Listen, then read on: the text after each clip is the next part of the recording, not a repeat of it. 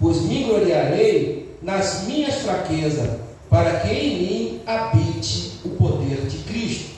Encerrando o verso 10, por isso sinto prazer nas fraquezas, nas injúrias, nas necessidades, nas perseguições, nas angústias, por amor de Cristo, porque quando estou fraco, estou forte. Amém? Que Deus aplique aquele fundo aí para esse vago. Alguém pode. Louvado seja Deus. Um pregador no paraíso.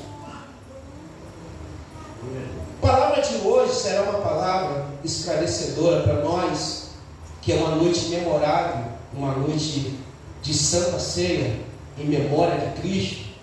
E eu quero compartilhar a história de um dos maiores teólogos do Novo Testamento.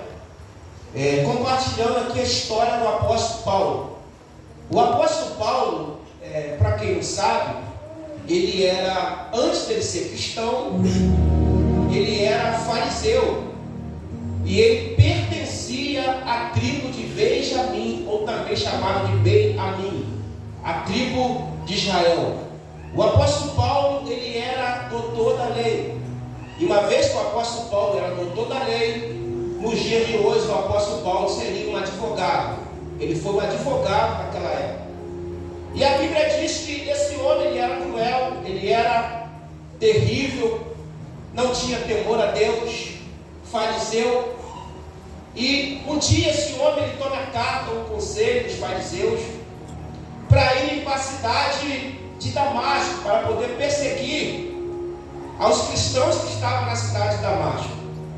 E quando o apóstolo Paulo ele está indo em direção à cidade de Damasco, o apóstolo Paulo ele tem um encontro com o Senhor.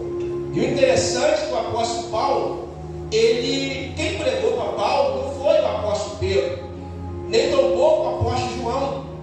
Quem pregou para o apóstolo Paulo foi o próprio Cristo. No caminho de Damasco, quando Paulo está furiosamente indo para poder matar, para perseguir, se você ler o capítulo 8, o capítulo 7, no finalzinho do capítulo 7 de Atos dos Apóstolos, entrando no capítulo número 8, vocês vão ver que Paulo consentiu na morte do diabo Estevão. Então Paulo era cruel. Então Paulo encontrou com quem? Encontrou com Jesus no caminho de Damasco. E Jesus é perito, é especialista em encontrar com alguém que se acha grande. Jesus gosta de pegar esses camaradas que se acham tal, que se acham bambambam. A primeira coisa que Jesus fez com o apóstolo Paulo, deixou ele cego 3 dias. Já começou a acabar com a ousadia do homem.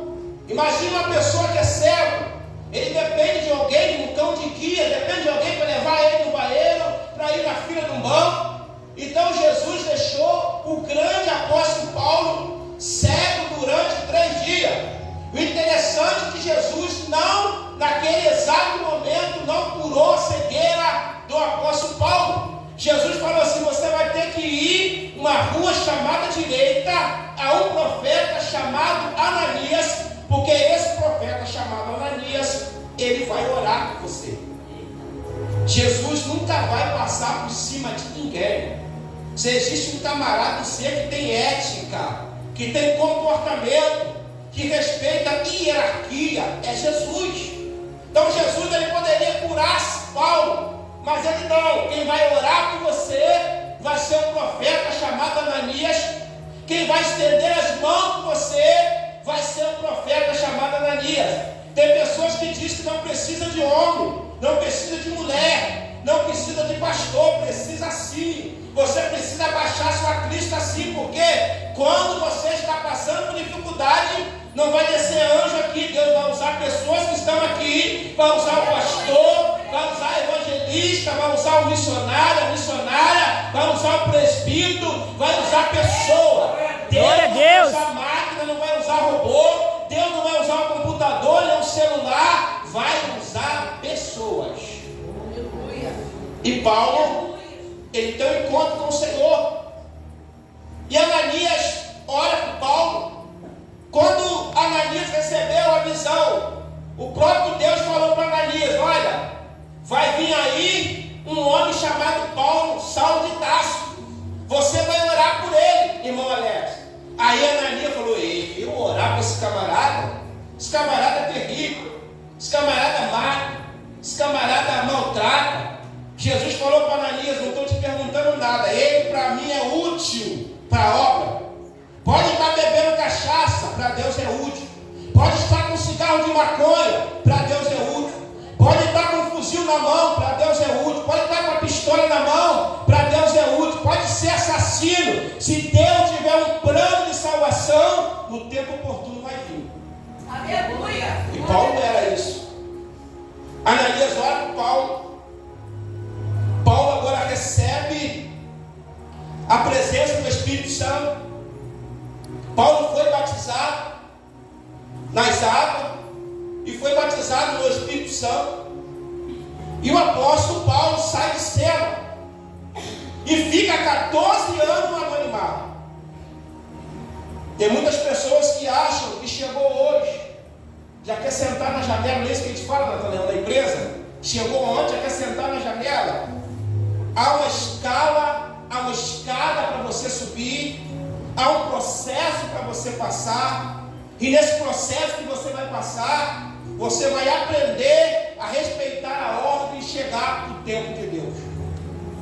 Paulo, agora, ele fica 14 anos no deserto, sendo alimentado, Deus aprendendo, e olha que ele era doutor em humanidade, ele já conhecia de ler, mas a faculdade de Deus é diferente do homem. Você pode ter bacharel, você pode ter doutorado, você pode ter anelzão no dedo. Se Deus falar que você vai para o deserto, você vai ter que ir para o deserto. Se você for advogado, pode ser engenheiro, o que for, dentro da igreja você vai continuar sendo ovelha. Você pode ter cargo maior, você pode ser doutorzão. Aqui na igreja você vai sentar e vai ouvir, porque aqui você é ovelha. Precisa isso. E a Bíblia diz que o apóstolo Paulo agora, ele tem uma visão. Olha que coisa interessante. No capítulo 12, no versículo 1, olha só o que ele diz: em verdade que não convém gloriar-me, mas passarei as visões e revelações do Senhor.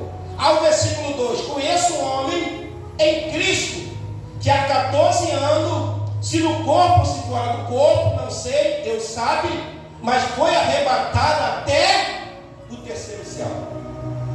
O apóstolo Paulo, ele teve essa experiência com Deus, que ele foi arrebatado até o terceiro céu. Todos nós que lemos a Bíblia Sagrada, conhecemos que existe 3 céus. 3 céus que nós conhecemos nas Escrituras Sagradas. A palavra céu na língua original hebraica significa chamaim, e no grego significa urano. Existem 3 céus. O primeiro céu é chamado de Uranus, que é o céu, é onde os aviões passam, é o céu das nuvens. Quem já andou de avião aqui? Alguém já teve esse privilégio? Então você sabe, quem andou de avião aqui, já andou de helicóptero, teco-teco, né, irmã? Eles andam como a gente, que teco-teco na plataforma quase caindo. Sabe que o primeiro céu é o céu dos aviões. Esse é chamado de Urano, o primeiro céu.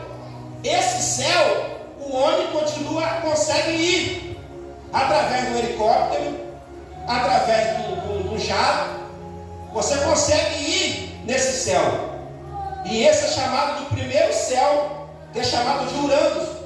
Mas existe um segundo céu, que é chamado de Mesurano, o segundo céu. Aonde está esse segundo céu? O homem também consegue ir nesse segundo céu. Onde está as estrelas, onde está a lua, onde está o sol. Esse é chamado de segundo céu. O homem consegue ir. Com a tecnologia de hoje, o homem consegue ir no segundo céu. Mas existe um terceiro céu, que é chamado de Opurano. Esse terceiro céu, o homem não consegue ir sem a ajuda de Deus. E o apóstolo Paulo, ele passou no primeiro céu, que é o céu dos aviões, das nuvens,